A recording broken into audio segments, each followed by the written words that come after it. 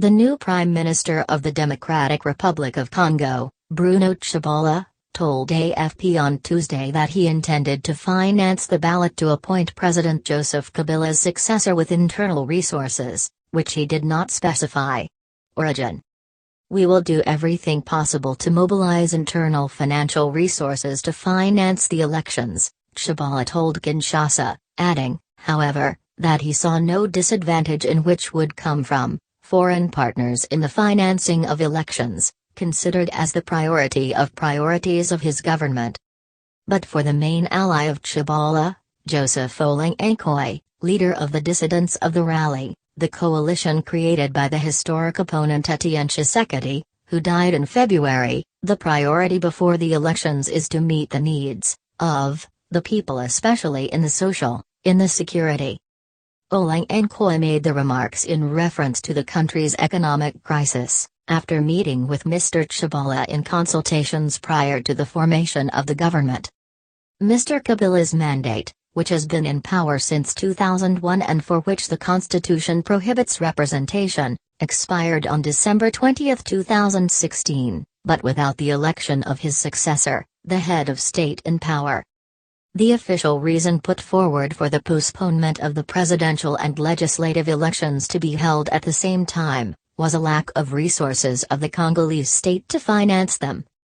Since the beginning of 2016, the country's public finances have continued to deteriorate with the fall in commodity prices on world markets, while copper and cobalt extracted in the DRC account for 80% of the revenue the country. Foreign interference excluded.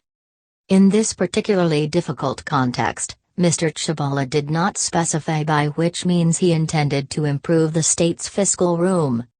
In a speech to Parliament, Mr. Kabila assured on 5 April that the elections would indeed take place, without saying what the deadline would be, and excluding in advance any foreign interference in the piloting and the electoral process. Mr. Tshibala was appointed Prime Minister on Friday, a few days after being excluded from the rally.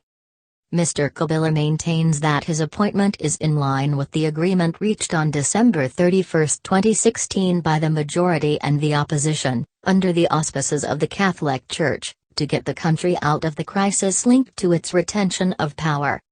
This political compromise, which the president has not signed, foresees the retention of Mr. Kabila as head of the country until the election of a successor elected during a presidential election scheduled to take place at the end of 2017. Appears today hypothetical. In return, the post of Prime Minister of a new enlarged government must return to the rally. For Tshisekedi's party, Mr. Tshibala's choice is a violation of the agreement and a betrayal bonus.